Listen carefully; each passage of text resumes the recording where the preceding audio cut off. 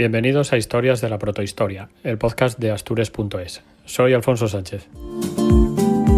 Bueno, ya sabéis que empiezo siempre dando las gracias a todos y todas los que habéis comentado durante la última semana, y además es que me estoy dando cuenta de que la participación va subiendo y lo cierto es que cada episodio del podcast va encontrando su público al final y me llegan comentarios de algunos episodios que he publicado ya hace tiempo y bueno, intento resolver dudas y contestar, daros mi opinión a lo mejor sobre esas preguntas tan interesantes que me hacéis.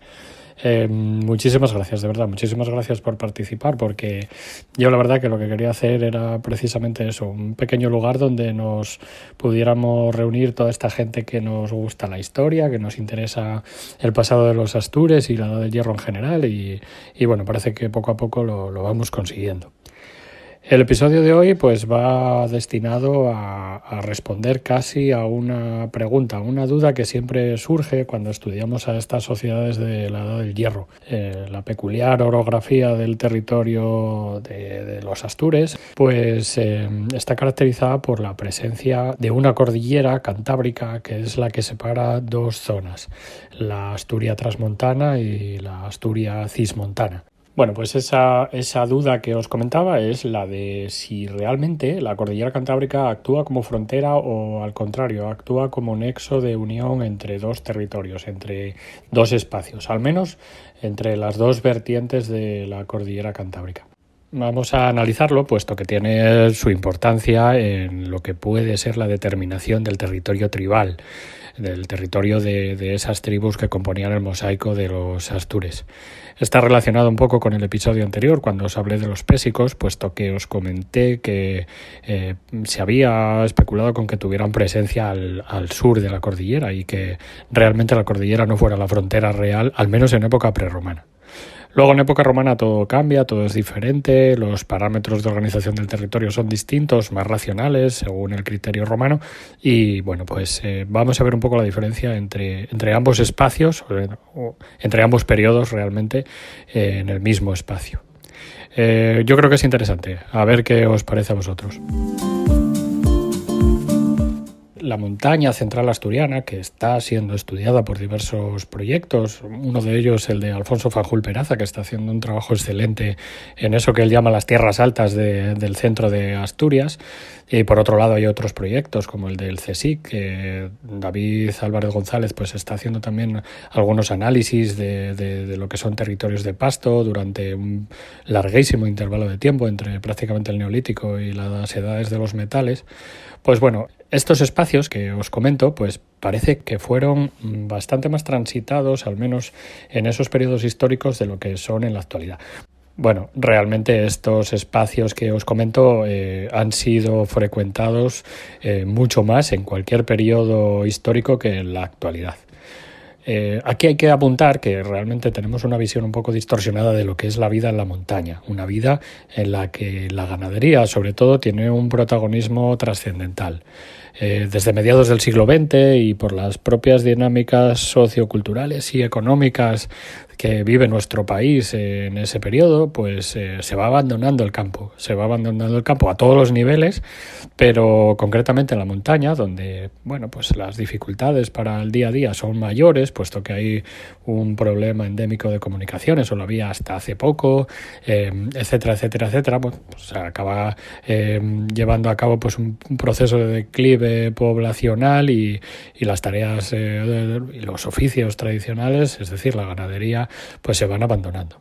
Eso conlleva a un paisaje que, bueno, hoy en día que parece que está mucho más tomado por el monte y por la fauna salvaje, pues bueno, realmente es un espejismo, puesto que en el pasado no fue así.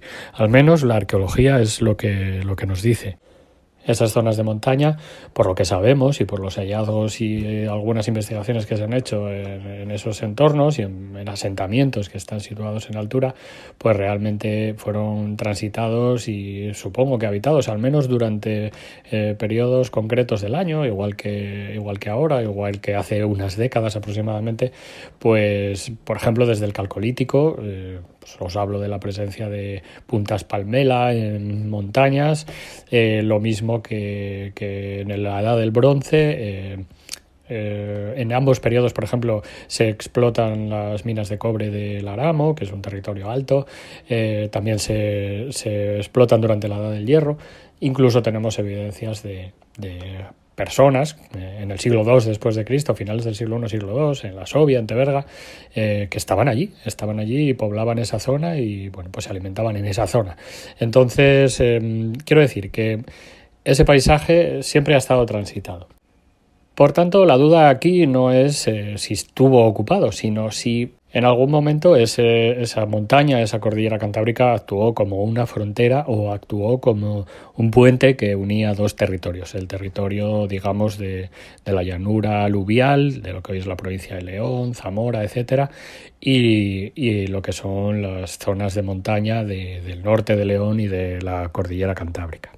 A ver, es evidente que posiblemente desde el Neolítico este territorio pues haya sido transitado por ganaderos.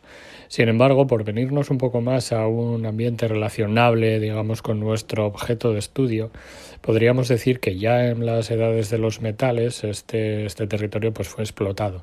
Fue explotado por dos razones. La primera, porque parece ser, o al menos así se cree en el ámbito historiográfico actual, que las poblaciones del Cantábrico en la Edad del Bronce tenían una característica intrínseca que era una elevada movilidad. Esta elevada movilidad pues parece responder a unas dinámicas de explotación del territorio que está basada en la ganadería. Estas gentes posiblemente pues transitaban estos espacios detrás de sus rebaños de ganado, movían el ganado en determinadas épocas del año a una parte u a otra del territorio para el aprovechamiento de pastos, y además esto pues genera una serie de dinámicas de intercambios, de comercio, etcétera, entre distintos grupos de pastores que acuden a los mismos sitios. Os pongo un ejemplo. Seguro que sabéis que hay unas rutas de transhumancia entre el centro de la meseta, posiblemente el territorio extremeño y las estribaciones sur de la cordillera cantábrica, a donde acudían ganaderos durante todas las épocas históricas recientes a llevar a pastar sus ganados. En la cordillera cantábrica pues hay unos pastos frescos en verano que pues son aprovechables por todas estas comunidades ganaderas, tanto inmediatamente cercanas a ese espacio como lejanas. Bueno, pues esa dinámica de movimientos de ganado pues también favorece los intercambios culturales entre estos distintos grupos. Y esto lo vemos incluso representado en momentos antiguos. Por ejemplo, en la montaña central asturiana pues aparecen cerámicas campaniformes cuyo origen hay que buscarlo en Zamora, por ejemplo, ¿no? En las salinas de Villafáfila, un yacimiento que pues tuvo su importancia, ¿no? Como lugar de extracción de sal y que pues esa sal, ese comercio con esa mercancía que era valiosísima en este periodo, pues acaba llegando a la cordillera cantábrica y seguramente lo hace a través de ganaderos. Por otro lado, estos ganaderos que suben a esas montañas también conocen la manera de explotar los yacimientos de cobre, las minas de cobre. Al menos así parece que empieza la explotación de lugares como las minas de Teseo en el Aramo y otras que están situadas, por ejemplo, la mina Milagro en el oriente de Asturias, etcétera, que tienen un sistema de explotación que se extiende pues durante el Calcolítico, empieza en el Calcolítico y acaba en la época del Bronce aproximadamente. Bueno, concretamente la mina del Milagro creo que se explota también a comienzos del primer milenio antes de Cristo y lo hace ya dentro de otra dinámica distinta, ya está más cercana a la época de la Edad del Hierro. Pero bueno, a lo que voy es a que las montañas siempre han estado transitadas, siempre han estado aprovechadas y posiblemente el paisaje que veríamos en cualquier periodo histórico que no fuera el actual pues sería diferente completamente al que estamos acostumbrados a ver hoy en día. Lo cierto es que parece difícil pensar que un territorio que es bien conocido y que además ofrece una serie de recursos importantes para estas poblaciones ganaderas, pues actuara como frontera. Realmente hay que tener en cuenta la orografía, por supuesto. Es un territorio duro, es un territorio que en invierno se complica bastante, pero lo cierto es que no se complica de igual manera en toda lo que es la cordillera cantábrica, que podemos decir que está dentro del territorio de los Astures. Si venimos a un periodo un poco más reciente, es decir, a la Edad del Hierro, ahí ya nos vamos a encontrar con que, bueno, la aparente uniformidad de esas sociedades del bronce que os comentaba antes, que movían sus ganados de un lado al otro, que se caracterizaban además por no tener una serie de asentamientos monumentales estables, aunque bueno, todo es discutible, puesto que evidentemente tendrían que tener algún tipo de cultivo y los cultivos al final significan estabilidad y asentamientos. Pero bueno, por otro lado, pues bueno, estas poblaciones que hoy en día sabemos que también erigían fortalezas, como las que se están descubriendo, por ejemplo, en Orense y en otros lugares. La última recientemente en Irlanda, un pedazo de fortaleza de hacia 1200 a.C. que bueno, pues sigue un poco los patrones de las grandes fortalezas de la Edad del Bronce de la península ibérica. Parece que es un fenómeno más extendido. Bueno, pues esas poblaciones que os digo, parece que cuando se produce esa transición de la Edad del Bronce a la Edad del Hierro, pues cambian un poco las dinámicas de población. Ahí es donde encontramos los primeros castros. Parece que esas poblaciones que están en movimiento se sedentarizan de alguna manera y hacen una conquista del paisaje que tiene al castro como elemento más representativo. A mí me gusta utilizar una referencia y es la siguiente. En la Edad del Bronce parece que lo importante en el paisaje no es el territorio, sino el camino. El camino es por el que transitan los ganados, es por el que transitan las mercancías y sabemos que la Edad del Bronce es precisamente un periodo en el que la ganadería y el comercio tienen una importancia clave, sobre todo en el Bronce final, en la costa atlántica europea, donde hay un floreciente mercado de metales, de estaño y de cobre para fabricar bronce que bueno, pues implica casi todas las poblaciones del oeste atlántico europeo. Sin embargo, la Edad del Hierro, como os digo, parece que la dinámica cambia y lo importante ya no es el camino, lo importante es el territorio que rodea al castro. Ahora el castro es el que domina un espacio que tiene unos recursos y esos recursos son los que permiten sobrevivir a la comunidad. Y aquí es donde tenemos que hacernos una de las primeras preguntas sobre estas sociedades. ¿Abandonan realmente estos sistemas de movilidad? ¿Abandonan realmente esa dinámica de transitar por el territorio? Bueno, realmente no. Realmente lo que hacen es adaptarla.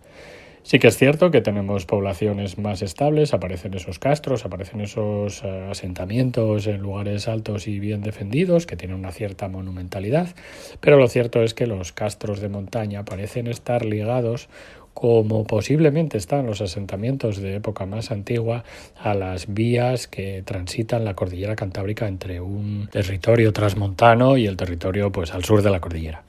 Es evidente que la vía de comunicación es una vía que genera riqueza. Genera riqueza porque hay comercio, genera riqueza porque hay unos intercambios culturales. A través de estas vías es a través de las que llegan esos cambios que luego encontramos en la cultura material, pero también es una ruta que sigue manteniendo su importancia para la ganadería. Y es que la ganadería es uno de los medios de subsistencia más importantes de estas sociedades, por lo menos de la Asturia transmontana. Si bien en el ámbito de la llanura aluvial de la cuenca del Duero, en el territorio de León y Zamora, como os digo, pues los cereales ocupan un papel fundamental, las especiales características orográficas y climáticas de los territorios al norte de la cordillera pues favorecen que la ganadería tenga mucho más peso. Con lo cual, pues bueno, las vías de comunicación siempre van a tener importancia. Y de hecho, sucede una cosa curiosa.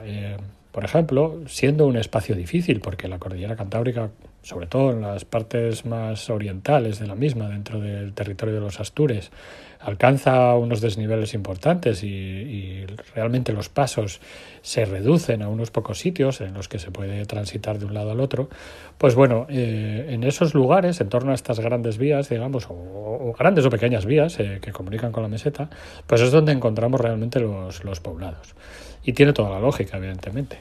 Hasta aquí ningún misterio. Es lógico que los castros que encontramos, por ejemplo, en el territorio de los Pésicos, que parecen estar bastante más ligados a los territorios de montaña que a los de costa, por ejemplo, a diferencia de los lugones, todo hay que decirlo, pues evidentemente se sitúan en un territorio de montaña y para ellos la comunicación con el otro lado de la cordillera tiene toda la importancia del mundo. De hecho, es algo que sigue sucediendo hoy en día. Los pueblos de la montaña asturiana siguen teniendo muchísima relación con los pueblos del otro lado, de la otra vertiente, la vertiente leonesa. ¿Por qué? Pues porque realmente las comunicaciones con el otro lado son mucho más sencillas que quizás las comunicaciones con los centros, digamos, urbanos de Asturias. En cualquier periodo de la historia siempre están más alejados de las montañas. A ver, no descubro la rueda si os digo que el castro más grande de Asturias en la Edad del Hierro es probablemente la Campa Torres y está pues situada en la costa. Esto es una constante. Por tanto, bueno, parece, a tenor de lo que estamos diciendo, que durante la Edad del Hierro, cuando ya están en pleno proceso de expansión y ya están consolidadas esas tribus que luego Roma se encuentra cuando llega al norte de la península ibérica a finales del siglo I antes de Cristo, pues parece mantener un contacto estrecho con los poblados y con los asentamientos que hay a ambos lados de la cordillera. Nos encontramos además con una cuestión básica. La cultura material, incluso la arquitectura y la forma de organización espacial del territorio es la misma a un lado que al otro. Nos encontramos poblados pequeños que aprovechan elevaciones, que están fuertemente defendidos, con unas cronologías bastante parecidas a uno y a otro lado de la cordillera, en las que la cultura material, por ejemplo la metalurgia o la cerámica, pues tienen muchos rasgos en común entre un lado y el otro, pues al final son una evidencia, digamos, de que ese contacto es muy estrecho y de que están muy relacionadas.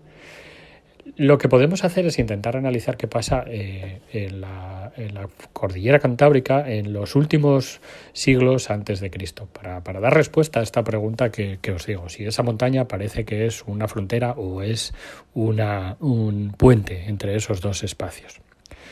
No debemos pensar que estos espacios estaban deshabitados. En lugares como Somiedo, por ejemplo, tenemos castros. En lugares en Tineo, por supuesto, hay castros de la Edad del Hierro y están relacionados prácticamente todos con la minería y con la ganadería. Es importante señalar estas dos cosas, puesto que ya os dije que parece que ganadería y minería debieron estar relacionadas desde tiempos muy pretéritos, desde posiblemente el Calcolítico. Sin embargo, pues por las diferentes circunstancias de la conquista romana, parece que todas las minas que encontramos en ese sector pues son romanas, pero parece evidente que la minería ya era una actividad extractiva y era una actividad que permitía la subsistencia hace ya muchos siglos, bastantes siglos antes de que llegaran los romanos. En este espacio, a ambos lados de la cordillera cantábrica, ambas vertientes, pues encontramos castros que tienen, ya os digo, muchos rasgos en común con los castros del centro occidente de Asturias, los castros pésicos.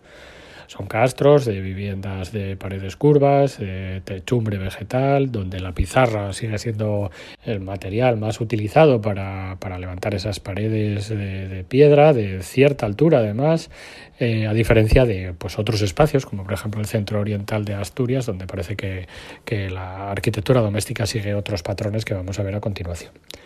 Bueno, en definitiva, lo que os quiero decir es que podríamos pensar con estas evidencias en marcha que hay una concordancia cultural entre ambos lados, al menos durante la Edad del Hierro, si miramos a los poblados y si miramos a la cultura material.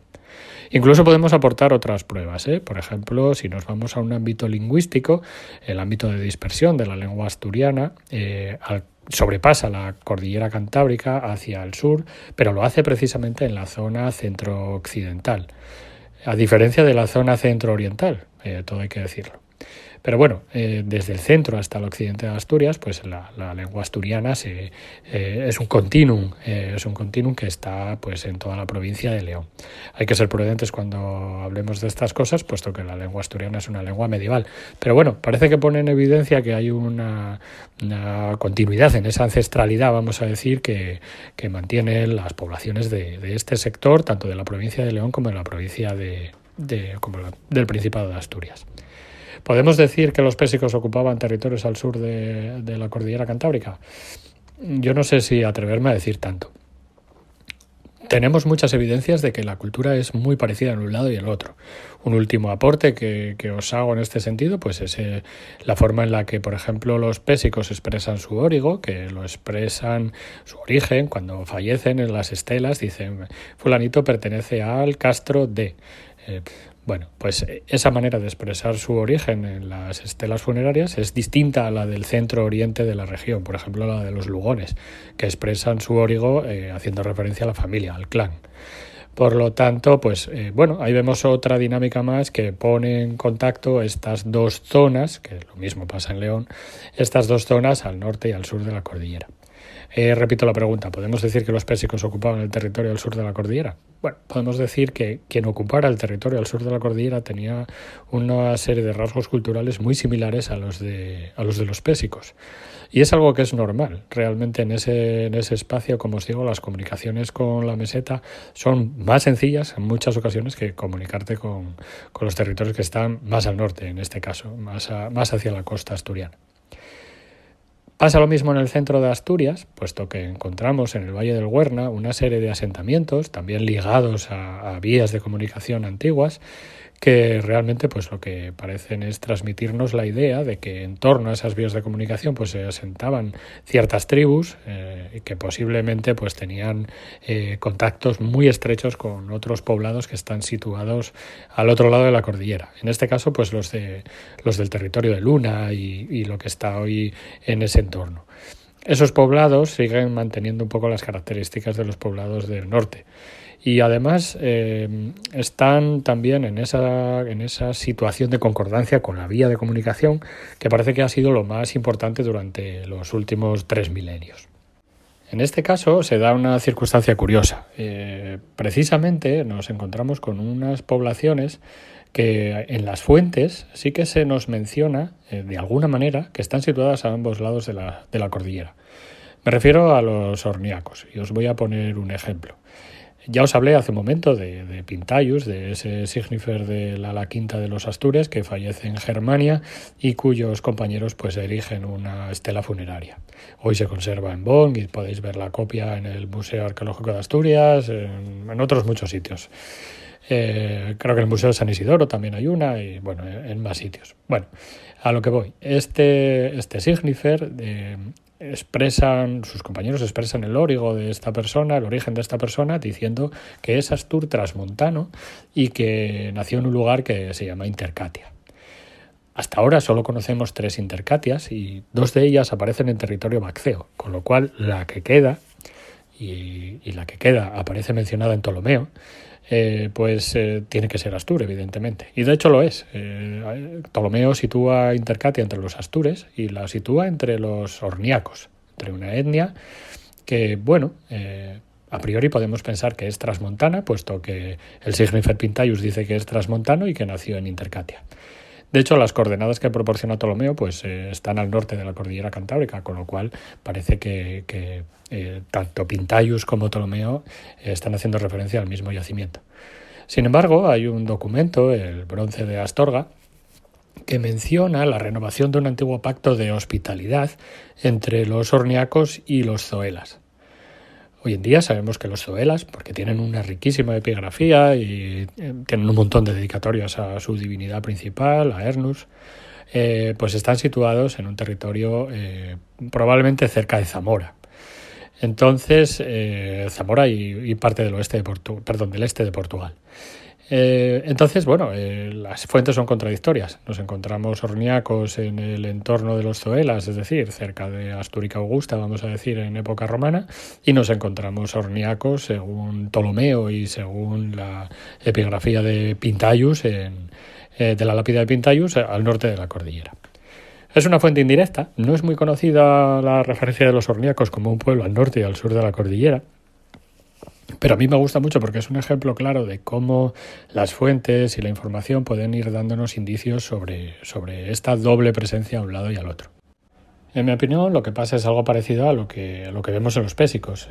Digamos que la vía de comunicación, esta vez sí que son grandes vías de comunicación, la del Valle del Huerna es una de las más importantes en todos los periodos históricos, pues lo cierto es que parecen confirmar que estas gentes se movían, utilizaban esa vía como un eje que articulaba su territorio a un lado y al otro de la cordillera. Aquí también tenemos esa referencia lingüística, puesto que la lengua asturiana, el asturiano, el astur-leonés en este caso, se mantiene con la misma identidad a un lado y al otro de la cordillera, en el centro de Asturias, que además con la variedad central del asturiano. Por tanto, pues bueno, parece que tenemos en esos dos espacios, ya tenemos más o menos confirmado que en ese periodo, al menos en un periodo romano, que es cuando ya nos llega la información epigráfica, pero que bueno, que ciertamente parece un reflejo de la situación anterior, hay una relación estrecha entre las poblaciones de un lado y el otro de la cordillera. Podríais decirme, bueno, pero a ver, en la montaña central asturiana hay unas elevaciones importantes que parece que dificultan mucho el tránsito entre un lado y el otro en época invernal. Bueno, realmente no es tanto el límite o tanta la dificultad como vais a ver a continuación, puesto que, por ejemplo, en un territorio más oriental, en este caso ya en el ámbito cántabro, tenemos a los vadinienses, que están muchísimo más cerca de las estribaciones de los picos de Europa y que al mismo tiempo pues mantienen un espacio al norte y al sur de la cordillera cantábrica que es fácilmente demostrable por la abundantísima epigrafía que dejan en el noreste de León y en el oriente de Asturias, en torno a Cangas de Onís y los concejos limítrofes con la cuenca del Sella. Además, en este caso también parece que los vadinienses son gentes que tienen todavía en la Edad del Hierro una movilidad bastante notable y que debían transitar estos pasos de montaña con sus ganados y además por la epigrafía sabemos que el caballo pues juega un papel importante en toda esta iconografía y bueno, pues estarían relacionados, digamos, con este tránsito por las montañas entre los dos espacios, el transmontano y el cismontano. Sin embargo, en todo este esquema parece que hay una excepción, y es la de los lugones. No quiere decir que los lugones no tuvieran facilidad de comunicación con los pasos de la meseta. De hecho, realmente la zona metalúrgica de los lugones ya estaba conectada durante la Edad del Bronce con otros centros productores de metal en la meseta, en la parte noreste de la meseta.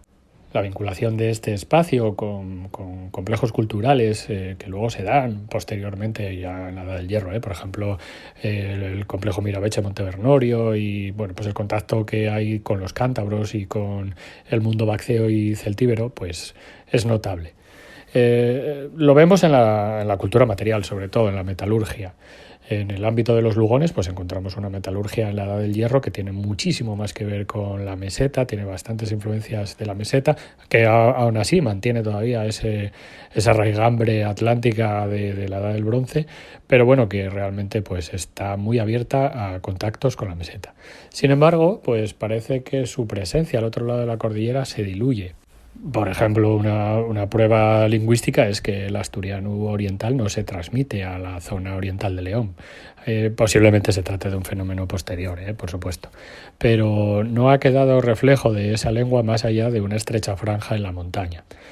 Lo cierto es que aquí parece más evidente esa diferencia entre los dos ámbitos espaciales, los dos territorios.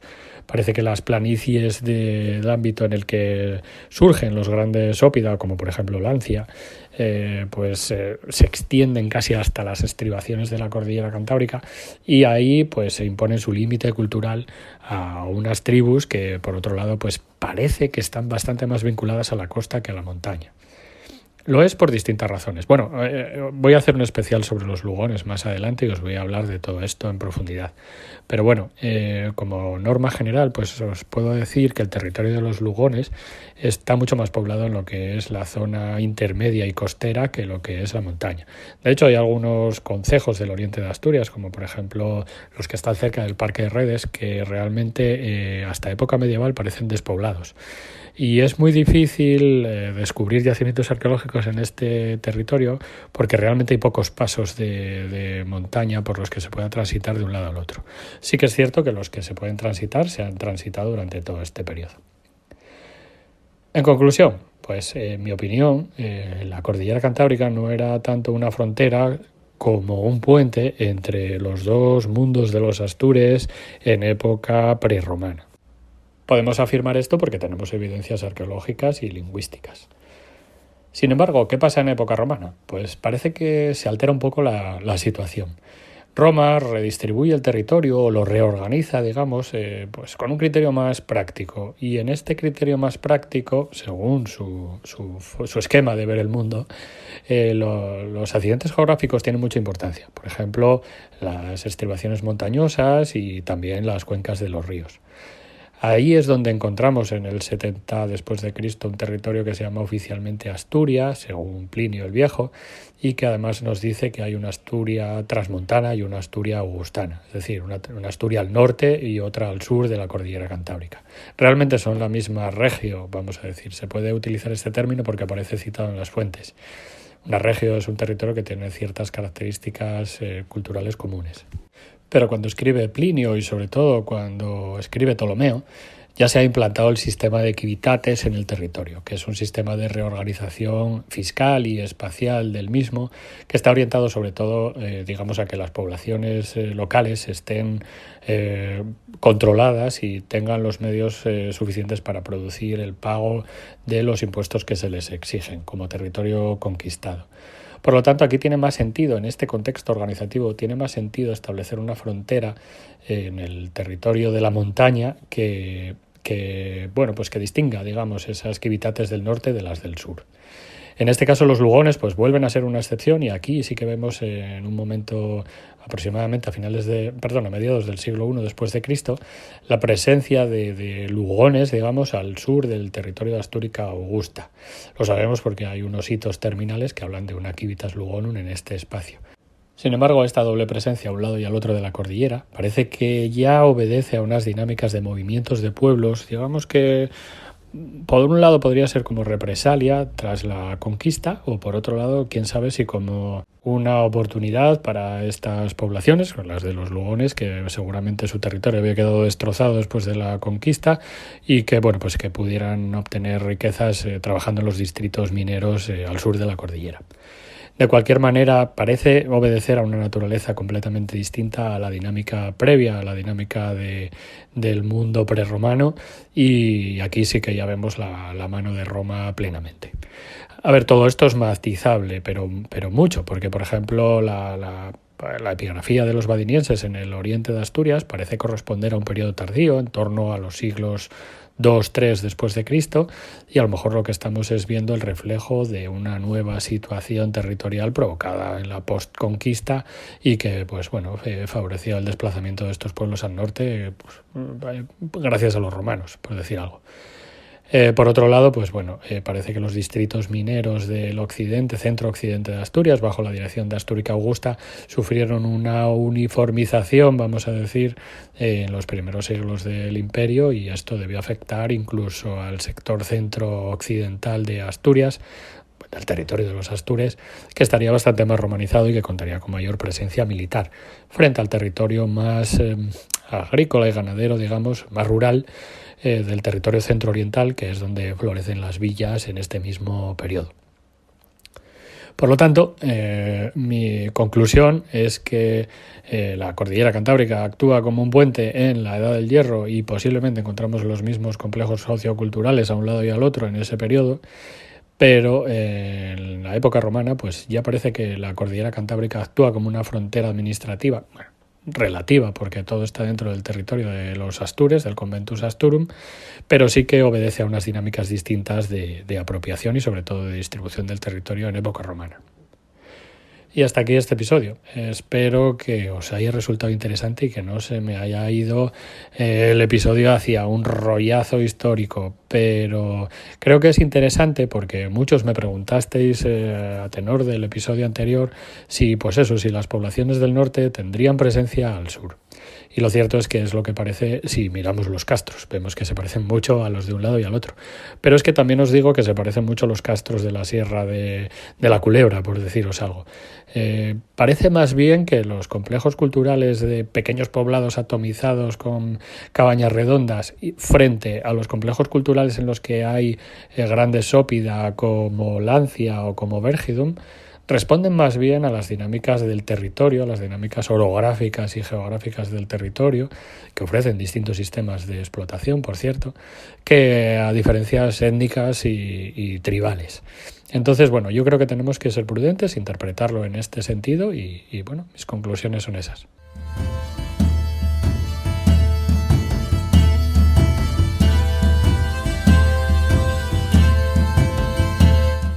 Así que nada, muchísimas gracias por llegar hasta aquí y bueno, pues si me habéis descubierto recientemente, suscribiros porfa, dejadme comentarios y yo intentaré responder a todo. Si no conocéis mi proyecto de divulgación, se llama asturias.es, simplemente tecleáis en cualquier navegador y allí encontráis mis artículos, mis publicaciones y también mis otras redes sociales a las que os invito. Me gustaría acabar el episodio haciendo un anuncio. El próximo sábado estaré en el Museo de las Naciones Celtes en Corbera presentando un artículo que escribí para el número 44 de la revista Asturias Memoria Encesa de Fundación Belenos. Ya sabéis que desde 2024 soy miembro de la fundación y bueno, pues vamos a presentar el número allí. Así que si os acercáis, pues nos vemos. Bueno, muchísimas gracias y a los que no podéis ir, pues nos vemos en el siguiente episodio.